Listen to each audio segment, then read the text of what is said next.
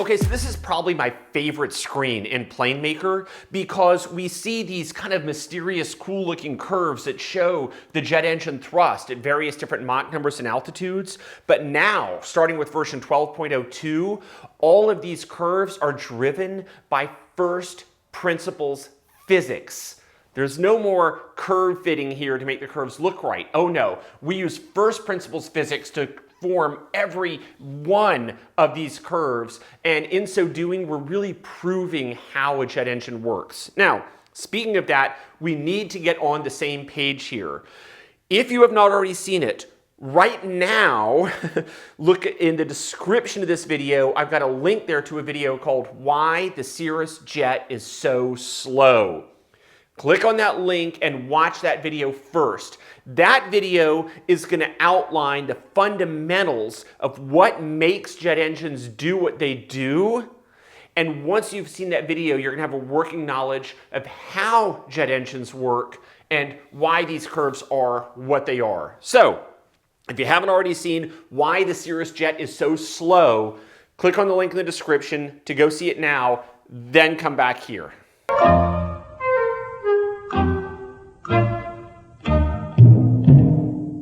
And we're back. Okay, hopefully you just saw the Why the Cirrus Jet is So Slow video, and we're on the same page for how jet engines work. So, having seen that, let's take a look at these thrust curves. We are going to start with the thrust curves for the subsonic engine. What we have here is Mach number going up to just almost Mach 1 on the horizontal axis and thrust on the vertical axis. Each of these curves is at a different altitude. The lowest altitude, you get the most thrust. Now, as you know from watching Why the Cirrus Jet is So Slow, we understand that jet engines have a limited amount of horsepower. And what's kind of cool is you can calculate what that power is. If a jet airplane is on the runway, not moving, the pilot's holding the brakes, and he goes to full power, then that jet engine has a certain amount of thrust. Well, if you multiply that thrust times how fast the air is being dragged through the engine, you will arrive at a power. Now, if you use English units, you'll have to do some unit conversion. But you can find the horsepower of a jet engine by multiplying the thrust that it's putting out times how fast it's kicking the air through. Once you know what the power of that jet engine is, you can realize that as the airplane speeds up, there's more and more net airflow coming through the engine, and so less and less thrust available. That's why that thrust falls off to hold a constant horsepower from the engine.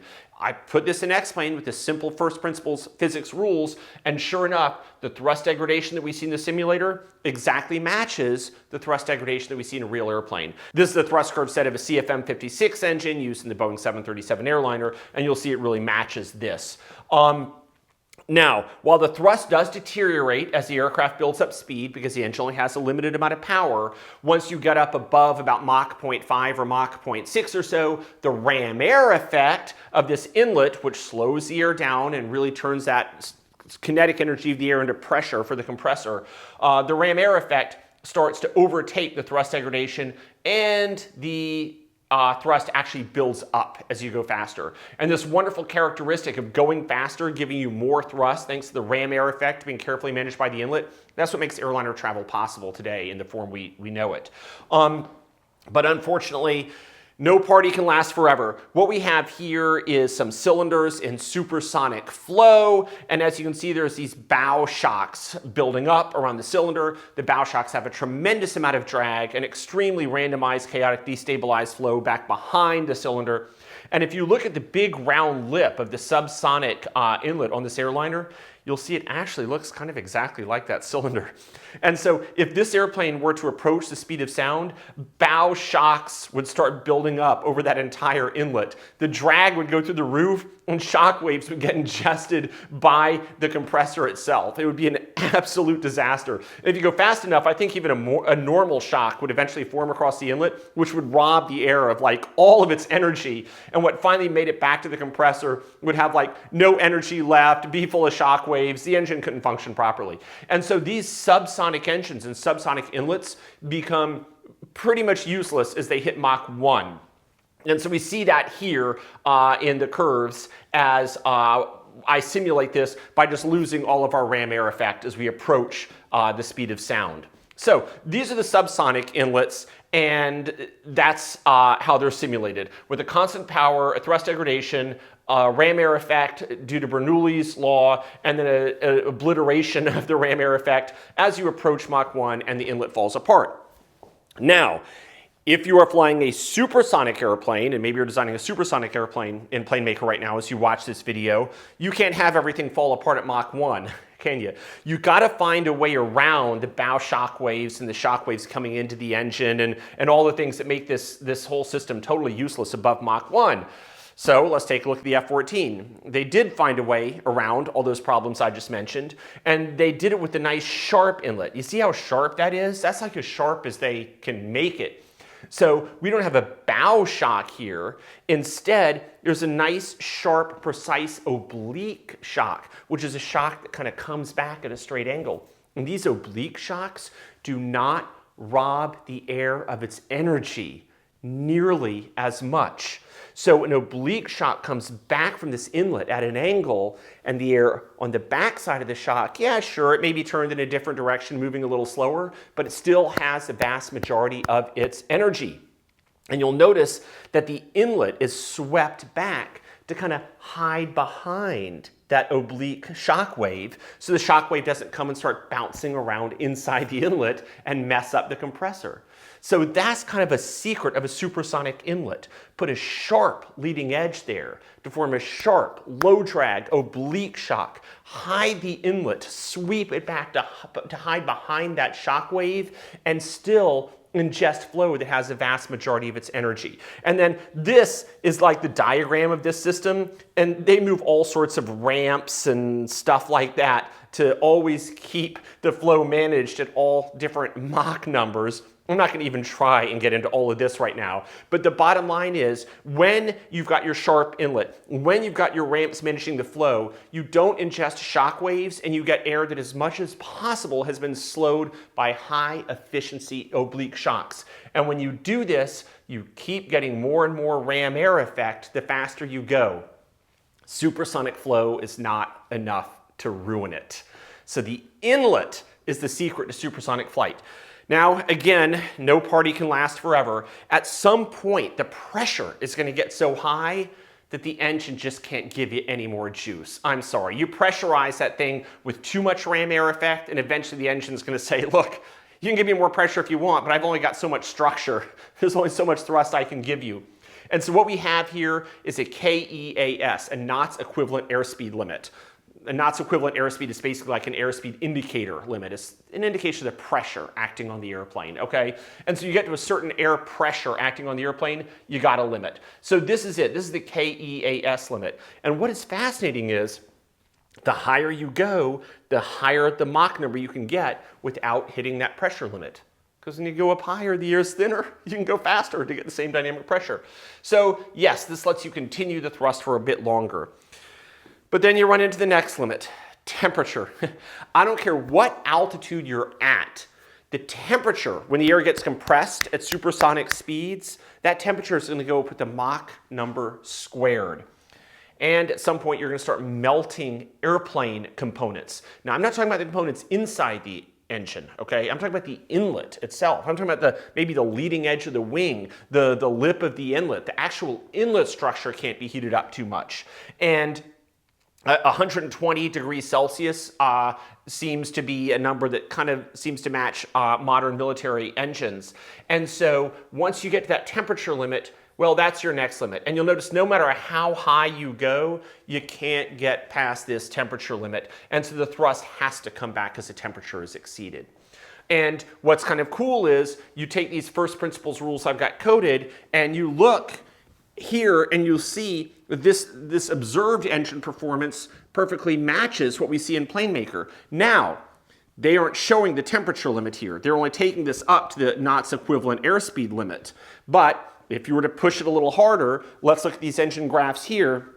we see where the thrust actually starts to degrade as we run into our temperature limits as well. So these are some actual supersonic jet engine thrust curves, and it's really awesome to see how closely they match these curves that I've coded in PlaneMaker with some pretty basic first principles rules. So this is what the curves look like and why. Why don't I show you how to actually enter this data in PlaneMaker to get this data correct for your engine. Okay, so here we are in the subsonic engine curves, and let's talk a little bit about compressor area because this matters. Let's say that a jet engine has a really small compressor. It's really small.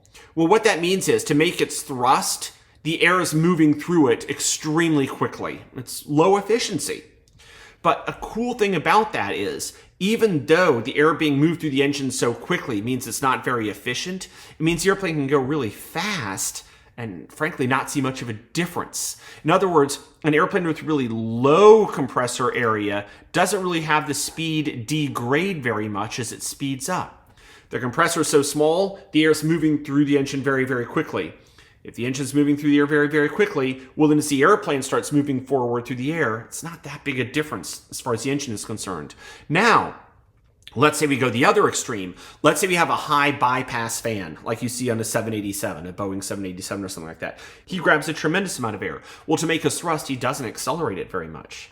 And so watch, as we go to a much larger compressor area, yeah, the real engine will get more efficient, but look how the bigger compressor area results in more of a thrust degradation as you speed up. The larger compressor area gives you more of a thrust degradation as you speed up because a big compressor only moves air through slowly.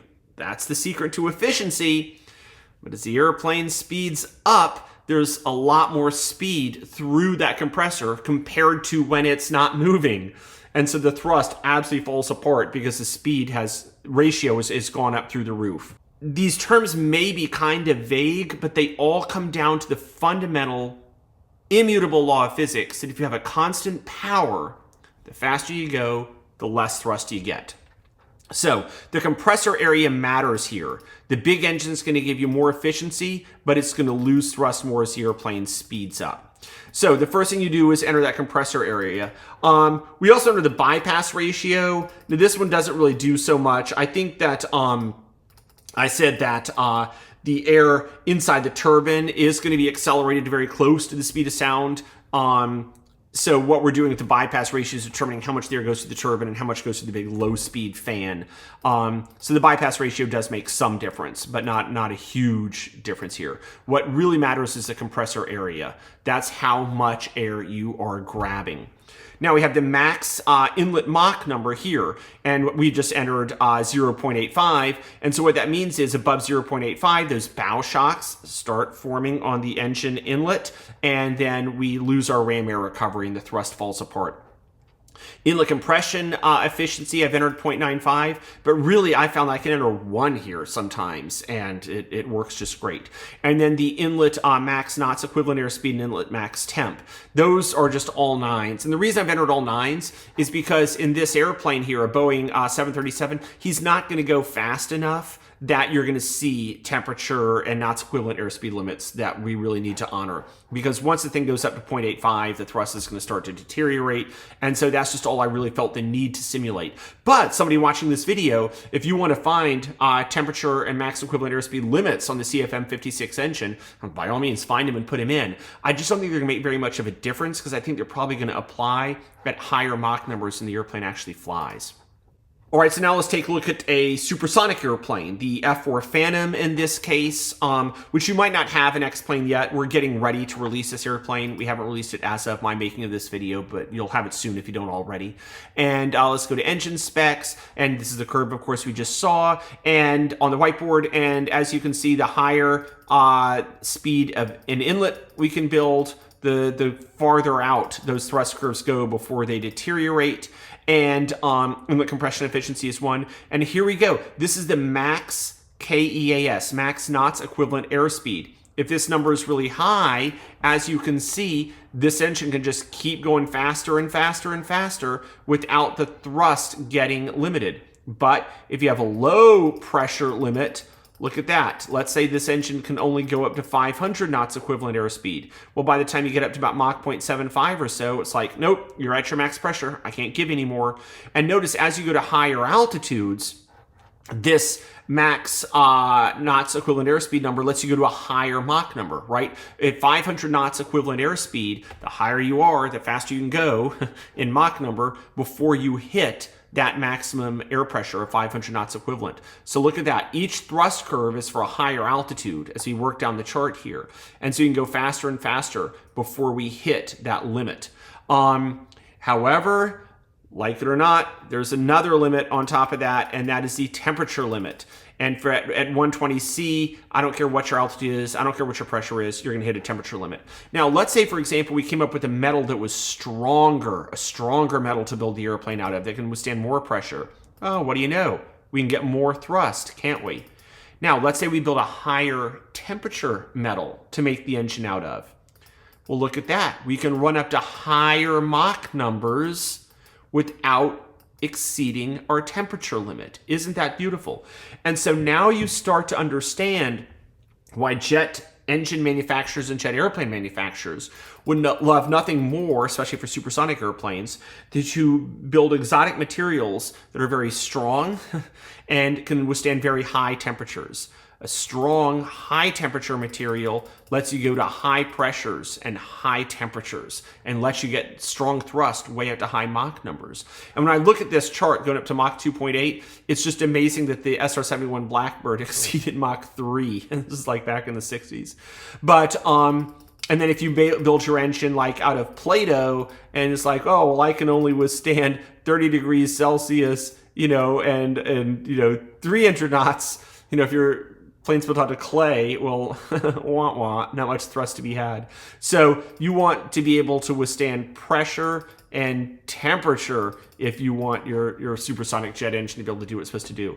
So enter those values here, and you can get your jet engine thrust curves for speed and altitude set properly for your airplane.